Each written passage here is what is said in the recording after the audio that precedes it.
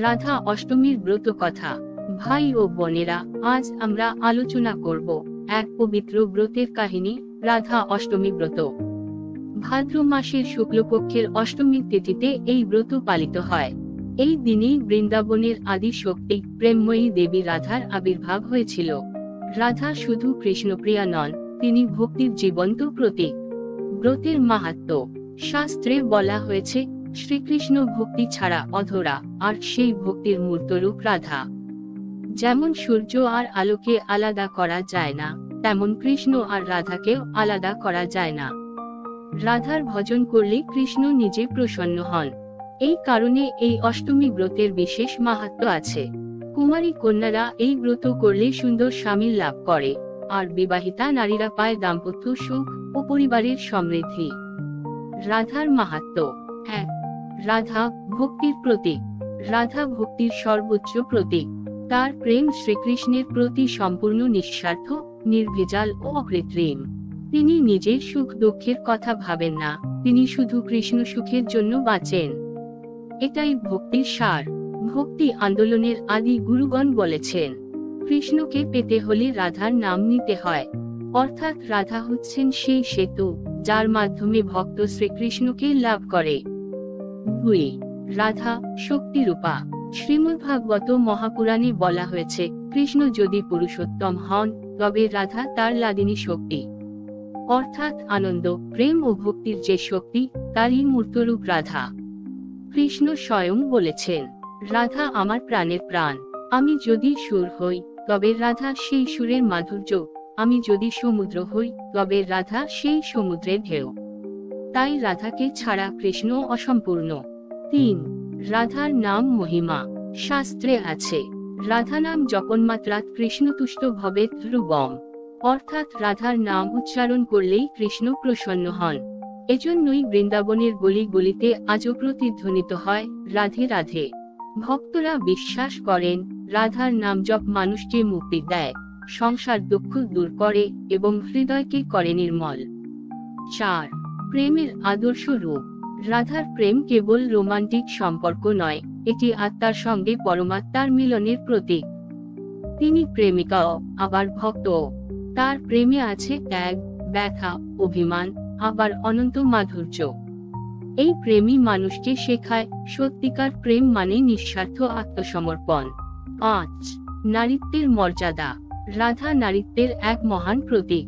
তিনি নারীর প্রেম, শক্তি ও ভক্তির সর্বোচ্চ রূপ। তাই রাধার নাম উচ্চারণ মানে নারীত্বকে সম্মান করা। ইতিহাসে বহু নারী ভক্ত এই ব্রতের মাধ্যমে নিজের জীবনে প্রেম, সৌভাগ্য ও শক্তি লাভ করেছেন। 6. সাহিত্য ও সংস্কৃতিতে রাধা। রাধার মাহাত্ম্য শুধু শাস্ত্রে নয়, সাহিত্য ও সংস্কৃতিতেও অমর হয়ে আছে। জয়দেবের গীতগোবিন্দ রাধাকৃষ্ণ প্রেম ছাড়া কল্পনা করা যায় না।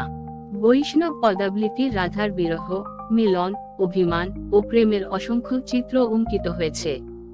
সঙ্গীত, নৃত্য, চিত্রকলায় রাধা হয়ে উঠেছেন চিরন্তন অনুপ্রেরণা।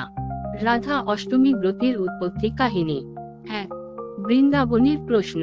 একদিন বৃন্দাবনের গোপীগণ শ্রীকৃষ্ণকে প্রশ্ন করলেন, হে নন্দলাল, আপনি তো ব্রজের সকলেরই প্রিয়, তবে দেবী রাধার স্থান আপনার হৃদয়ে কেন সবচেয়ে বড়? 2. কৃষ্ণের উত্তর। শ্রীকৃষ্ণ স্নিগ্ধ হেসে উত্তর দিলেন, রাধা আমার প্রাণের প্রাণ। আমি যদি নদী হই, তবে রাধা সেই নদীর স্রোত। আমি যদি আলো হই, তবে রাধা সেই আলোর দীপ্তি। আমি যদি শূন্য হই, তবে রাধা সেই শূন্যকে পূর্ণ করেন। তাই রাধাকে ছাড়া আমি অসম্পূর্ণ। 3. দেবর্ষি নারদ এর আগমন। তখনই দেবর্ষি নারদ বৃন্দাবনে এসে গোপীদের বললেন, হে গোপীগণ, আজ আমি এক মহৎ সত্য তোমাদের জানাই। ভাদ্র মাসের শুক্লপক্ষের অষ্টমী তিথিতে বৃন্দাবনে রাধার আবির্ভাব হয়েছিল। তিনি হলেন ভক্তির শক্তি, প্রেমের প্রতীক ও কৃষ্ণপ্রিয়া রূপা। এই দিনে যদি নারীরা উপবাস রেখে রাধার পূজা করেন, তবে তারা সৌভাগ্যবতী হন, সংসারের সুখ, শান্তি ও ঐশ্বর্য লাভ করেন। 4. গোপীদের ব্রত পালন। নারদ এর উপদেশ শুনে গোপীগণ ভক্তিভরে ব্রত পালন শুরু করলেন। ভাদ্র মাসের সেই অষ্টমী তিথিতে তারা উপবাস করলেন, রাধার পূজা করলেন এবং নাম কীর্তন করলেন। ফলস্বরূপ তাদের সংসারে শান্তি এলো, জীবনে সৌভাগ্য এল এবং তাদের অন্তরে কৃষ্ণ প্রেম আরো গভীর হলো। 5. ব্রতের প্রসার। এরপর থেকেই বৃন্দাবনে এই ব্রত পালিত হতে লাগলো। ধীরে ধীরে এই ব্রত সমগ্র ব্রজভূমি, তারপর সমগ্র ভারতবর্ষে ছড়িয়ে পড়ল। আজও ভক্তরা এই দিনে উপবাস পালন করে, রাধার পূজা করেন এবং ব্রত কথা পাঠ করেন। ব্রত পালনের পদ্ধতি: এই দিনে স্নান করে, সূচি বস্ত্র পরে, গৃহে রাধাকৃষ্ণের মূর্তি বা ছবি স্থাপন করতে হয়। ফুল, ধূপ, দীপ, দুধ, দই, মাখন ও মিষ্টি নিবেদন করে রাধার পূজা করা হয়। উপবাস পালন করে রাত্রে ব্রত কথা শোনা হয়। রাধার নাম জপ, রাধে রাধে অথবা হরে কৃষ্ণ হরে রাধা করলে মন প্রশান্ত হয়।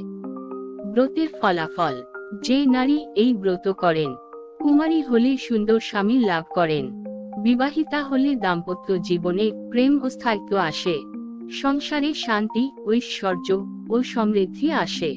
আর সবচেয়ে বড় কথা, ভক্তের অন্তরে কৃষ্ণ প্রেম উদিত হয়।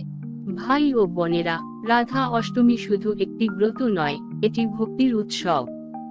যেখানে আছে রাধা, সেখানে আছে কৃষ্ণ। আর যেখানে আছে রাধা কৃষ্ণ, সেখানেই আছে প্রেম, শান্তি ও আনন্দ। তাই এই অষ্টমীতে আমরা সকলে মিলেমিশে বলি, রাধে রাধে, জয় রাধা মাধব।